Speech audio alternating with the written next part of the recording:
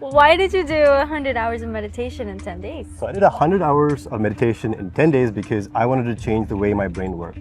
I didn't like the brain that I had. And for 10 days, I spoke to nobody, not a single soul. And nobody spoke to me for 10 days. And how do you feel like those 100 hours of meditation impacted your brain? Imagine you're driving a car and it starts to rain. Well, what do? The first thing you do is you turn on the windshield wipers. The windshield wipers don't turn off the rain.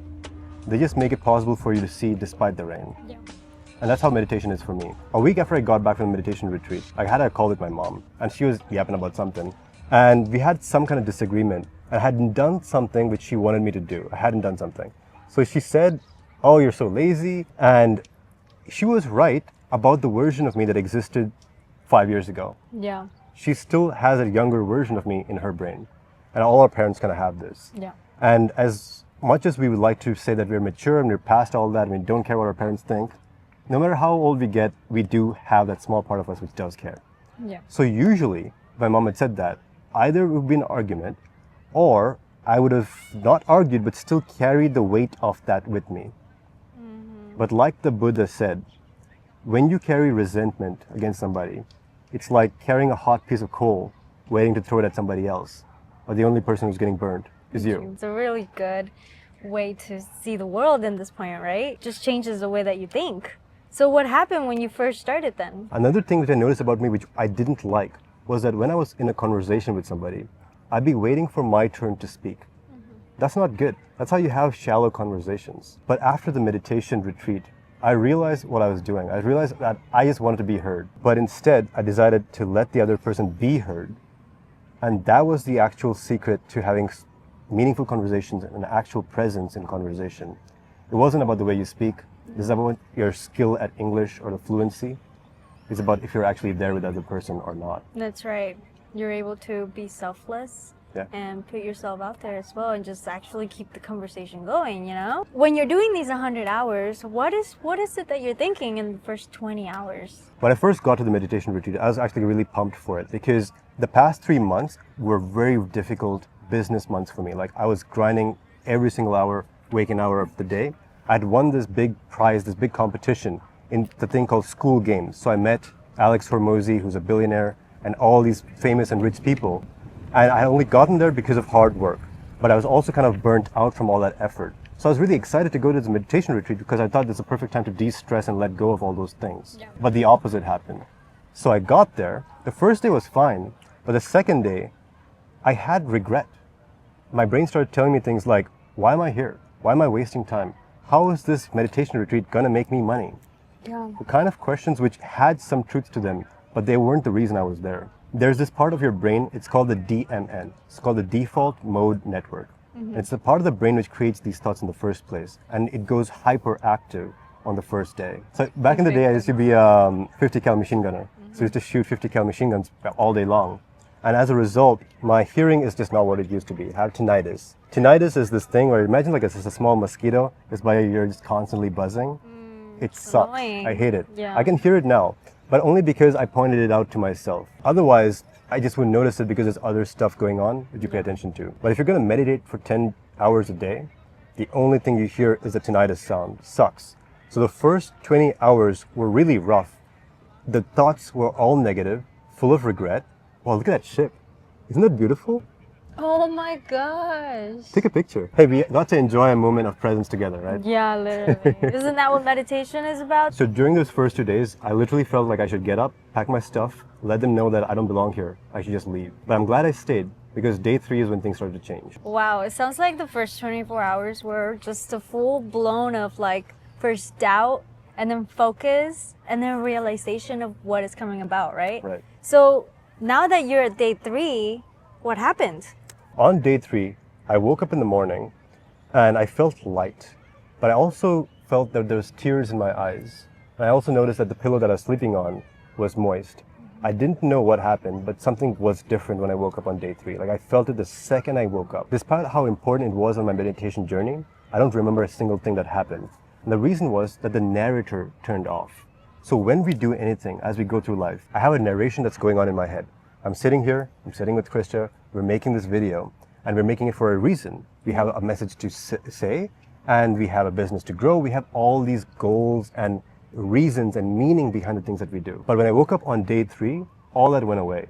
The internal narrator just turned off, which means that I had memories, but they're all sense memories. So the feeling of wind over my skin, the feeling of light on my eyes, or just the color green, just pure sensory input. And I found this really fascinating after I finished the retreat, because this reminded me of a book that Plato wrote back in 2000 BC. Mm-hmm. He wrote a book called The Republic. Yeah. And that's where he talks about the allegory of the cave. Have you heard of that? No. Could you explain it for me? Yeah. So the allegory of the cave is like there's a bunch of prisoners, right? Mm-hmm. They're in the back of the cave, and all they can see is the far wall. Mm-hmm. And they can see the shadows cast on that wall by the light coming in from the mouth of the cave. So they see when there's a fox walking outside, they can see the shadow of a fox. They see an ox, they can see the shadow of an ox. A man walks by, a woman walks by, they can see the shadows of those things, but they've never seen those things themselves. Mm-hmm. Now they can give those things labels, they can give those shadows labels, they can label them ox or fox or man or woman. Yeah. But they've never seen the real thing. Yeah. They're just giving labels to shadows. What Plato was trying to convey with that is that when we live our regular life, we see stuff, we experience stuff. Yeah. But reality is that we are interpreting all of these through a filter. We're not experiencing reality as it is. We interpret everything beneath a layer. And this layer is full of bias. So the way we experience things comes from the way we were parented, what our siblings said, what others in society say about us, what the news has told us to believe, what movies we've watched, what books we've read, and all these other things. Yeah. So we don't have contact with reality. We just see shadows. That's Plato's point. And what meditation, it felt like it allowed me to do, at least for those 24 hours on day 3, was to see the reality for what it is. Mm-hmm. Not judging good weather for being good, but just it is the weather. Not giving positive or negative labels to anything. It was a fascinating experience, but I only experienced it for one day because something else happened on day 4, which is even more interesting and also bizarre and also a first-time experience. That sounds like a whole blast of like Big Brothers watching and your eyes are opening. Like that's just insane. We escaped from the cave, Plato's cave. We got out of it. So what happened after day 4? So on day 4, I was hyped for it because on day 1 and 2, I was suffering. Day 3 was awesome. I was like, okay, this is great. I can keep doing this. This is amazing. Day 4, so I go with all that hype to the meditation chamber and we sit down and we start the group meditation. But it was different. It was a different experience. I felt like a bolt of lightning struck me. So let me explain. So before I went to this meditation retreat, I had done another video where I talk about creativity and how to be more creative. Yeah. And I give the example of J.K. Rowling, who wrote the Harry Potter series. I feel like you probably heard that. Love it. Best books, favorite. Go ahead. All right. So there's a story of legend that she was traveling between like one city to another on a train. And on that train ride, on that 4-hour train ride, the entire story for that entire 7 or 8 book series just popped into her head, almost fully formed. And all she had to do was put the details in and write it out. And she spent, of course, the next few years writing it and getting it published. Yeah. But the idea itself, the core of the idea, it happened on that 4-hour train ride. And I always felt that that's a cool story, but it wasn't probably like actually true. Yeah. Probably a little bit of mythology added in. Yeah. But I think it's actually true now. Because on day 4, 5, and 6, I was almost in like a trance. I had this idea for a story just enter my brain without any effort on my part. Like actual creative flow state, which I've heard talk about. We've heard of these things, but these are for other people, right? Yeah. These are for the geniuses and the inventors and the writers and all these big names, but not for just you and me and just normal people. Yeah. It's not like that. It's more like you can never really predict when the lightning's going to strike, but you got to have the lightning rod up so that when it does, you can capture it. And that's what I feel like meditation allowed me to do, is that it left my mind receptive to ideas. So one of the rules of the meditation retreat was that you couldn't write. You didn't have a pen and you didn't have paper. So I went to the men's room every time I had a chance and took paper towels from in there and I had a pen because I'd snuck it in, and like every little square inch of these piece of paper, watch this fly away, really crazy if that happens, is covered in writing. And I managed to get a 10,000 word outline done in like 3 days, which otherwise I would have never had a chance to do. Wow. So the next goal is to convert this into an actual novel, right? It's just paper towels at this point. But paper towels out of inspiration. So now that you have done these 4 days, 5, 6 of meditation, and you can't do obviously 10 hours of meditation every day, Then what are some benefits after the retreat that you have gained? So the first benefit was an insight into my own inner voice. Like everybody has an inner voice which you can use as narration. Your own narrative. Yeah, mine wasn't good. For example, there's this thing that we used to say in high school.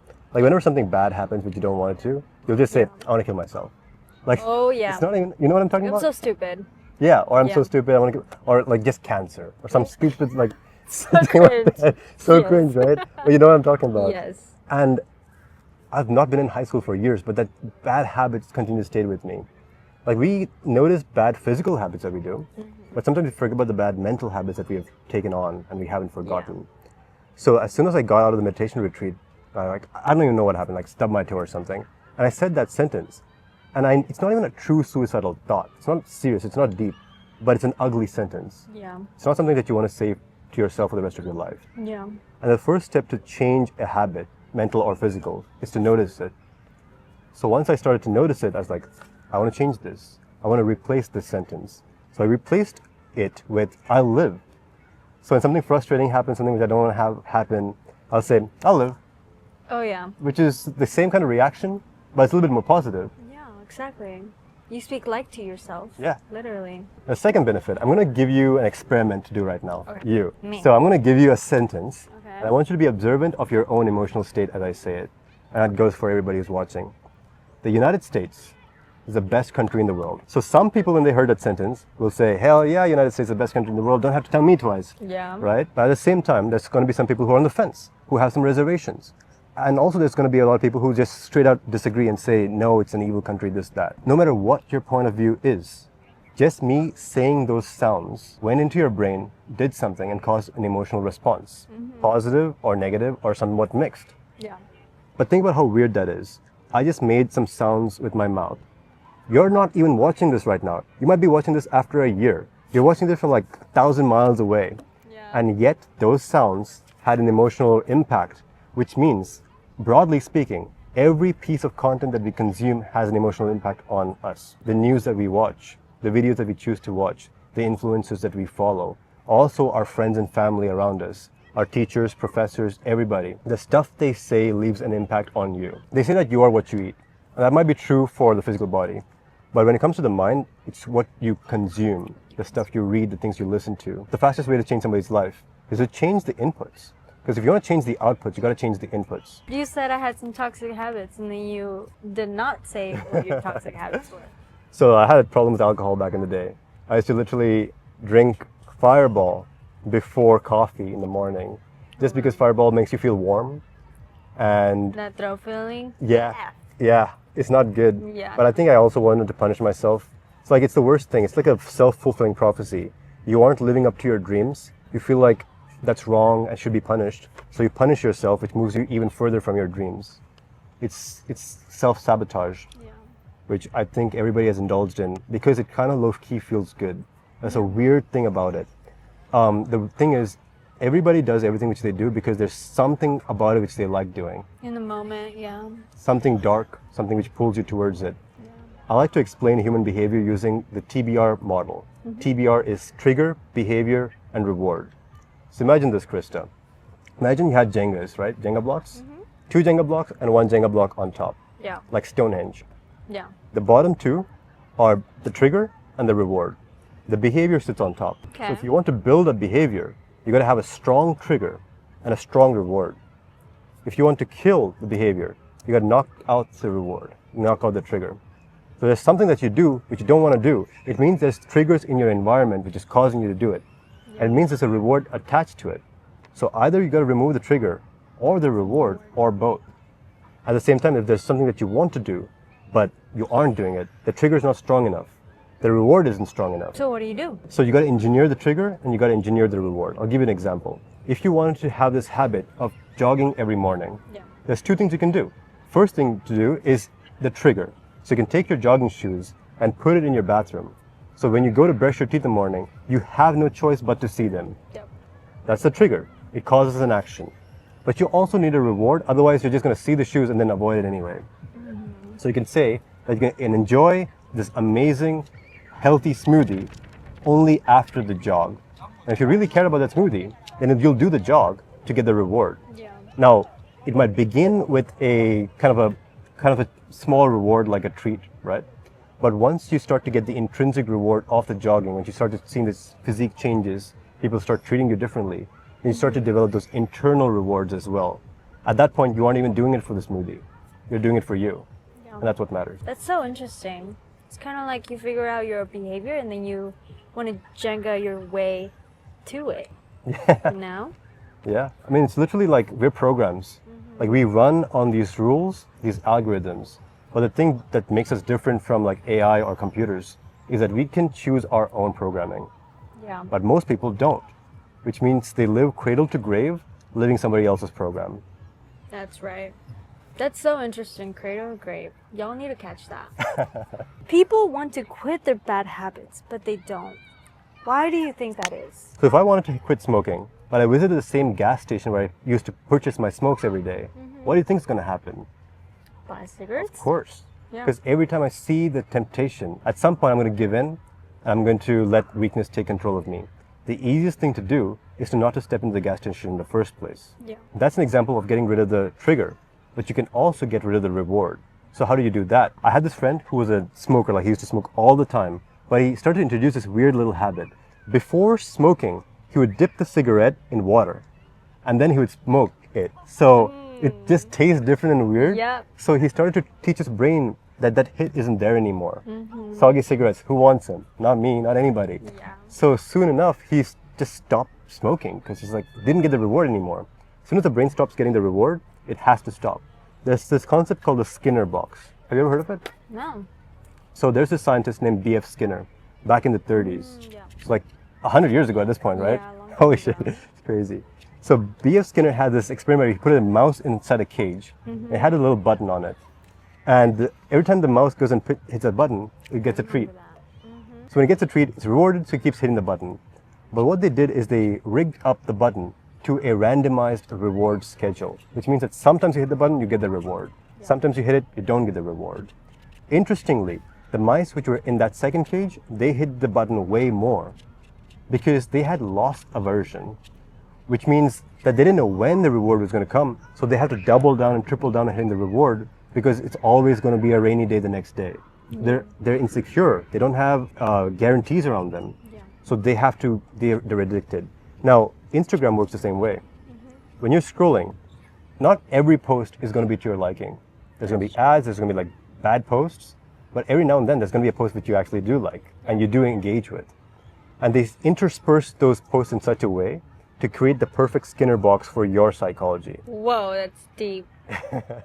So Facebook and like all these companies, they hire seven-figure behavior scientists to literally engineer these things so they make the most amount of money off you. Wow. To trap you. Yeah, to trap you. Literally trap you in your mind. Keep looking for that.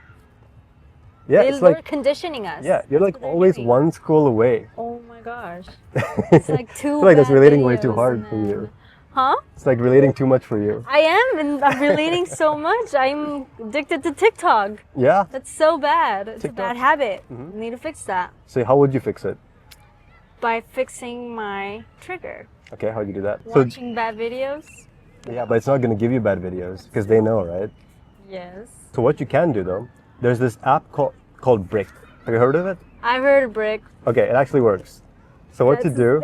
Yep, that's right. What you do is you have this little hockey puck looking thing, you put in your fridge, and if you want to watch TikTok, you can. But you gotta get off your chair, walk your ass to the fridge, unlock your phone, and then you can watch your TikTok. That's a lot of work. It's a lot of work. So nobody wants to do that. So you add friction to the trigger, which makes it less powerful. Why do you think that people, after trying a whole week of meditation, they fall off and end up quitting? They quit because meditation is literally the opposite of an addiction. Meditation doesn't give you those quick dopamine hits. If it did, everybody would be meditating. Yeah. But it's literally the opposite of that. The point of the meditation is to wean you off these dopamine loops. That's why it's hard to be consistent with, because your brain wants something which is way more engaging and dopamine generating. Yeah. But the question is like, okay, how do we actually solve that? How do we make meditation something that's actually fun and something that we can do every day Yeah. and not fall off?